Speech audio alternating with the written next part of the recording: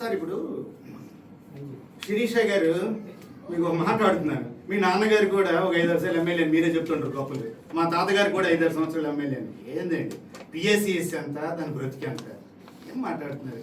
2005లో ఒక దళిత బిడ్డ పిఎస్సిఎస్ అధ్యక్షుడు.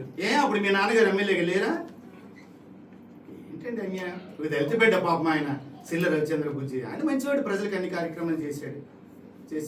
ఏముంది తర్వాత నేను ప్రజలతో ఎన్నికైన 2013 నుంచి 19 వరకు. నేనైనా 6.5 ఏళ్ళు ప్రజలతో ఎన్నికైనప్పుడు నేను వైసీపీలో ఉన్నప్పుడు పిఎస్సిఎస్ అధ్యక్షుడు ఒకరినే గెలిచాను జిల్లాలో.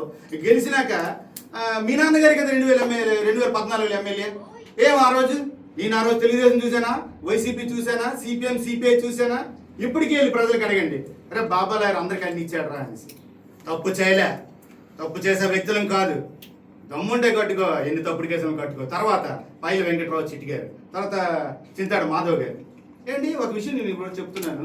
2025లో ఒక అద్భుతమైన 15 కోట్ల విలువైన బిల్డింగ్ కట్టారు. మీకు దమ్ముందా? మీ నాన్నగారు కానీ మీరు కానీ పిఎస్సిఎస్ బిల్డింగ్ ఒక సెంట్ భూమి ఇచ్చారా?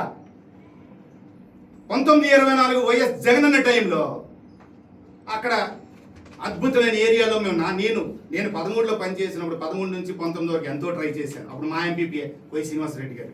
అప్పుడు కూడా మీరు అడ్డుకున్నారు ఇవ్వకుండా. ఆ ప్రభుత్వం వచ్చిన తర్వాత అక్కడ స్థల సేకరణ జరిగింది, అద్భుతమైన బిల్డింగ్ కట్టారు. ఏమంటే అర్థం కావట్లేదు. ఇప్పుడు నేను ఈ బిల్డింగ్ కట్టాను, నాకు 10-15 కోట్ల రూపాయలు విలువ అవుతుంది బిల్డింగ్ ఇది. ఇదేమో కాదు అంటే నమ్ముతారా? ఏంటంటే వెళ్ళి చూడండి ఒకసారి, మీడియా వారందరూ చూడండి ఎలాంటి బిల్డింగ్ కట్టారు. ఎక్కడ ఎవరు స్కామ్స్ చేయాల్సిన అవసరం ఏంటి? మీరు దోచుకుంటున్నారు, మీ ఆయన దోచుకుంటున్నాడు, నువ్వు దోచుకుంటున్నావు. అవి మేము అడగకూడదు, అడిగితే మాకు బెదిరించేస్తావు. పెట్టుకో, తప్పు చేస్తే కేసులు పెట్టండి, 1 కాదు 100 కేసులు పెట్టండి. భయపడిపోము, తప్పు చేయలేదు, తప్పు చేయం కూడా. ఇలా కాదు, మీరు ఆనాడు చేశారు, మీ ప్రజలు అండబెట్టారు 2019కి ముందు. ఆ గతి పరిస్థితి వాళ్ళకి ఈ రోజులకు వచ్చింది. మళ్ళీ అదే జరగబోతుంది. ప్రజలు ఇప్పుడు ఎలక్షన్ పోతారు. నేను చెప్తాను కదా, ఇప్పుడు ఈ రోజు ఎలక్షన్ పోతారు. చెప్పండి, ఇంకేముంది సార్?